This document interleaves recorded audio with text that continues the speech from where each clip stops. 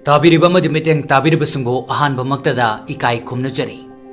Hello friends! Hojik IPL gi season lakle. Masigi IPL season asida register khaktan tobo matamda free bet oina lupa yankai mathoi fangbigani.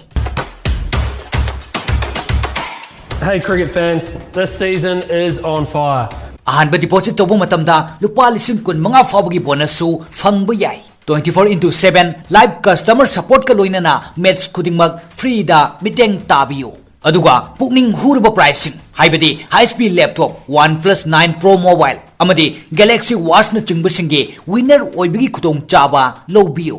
Adongge isagi khoida jaba team ama sembituna yamna chauna mai pakpiyo. Loina na adongge apamba payment method ama hekta sizinaduna deposit tobo matamda 60 rupees ke cashback so fangbigani. Maramasina Tintadana comment section the pin toriba link asida sangshin biro.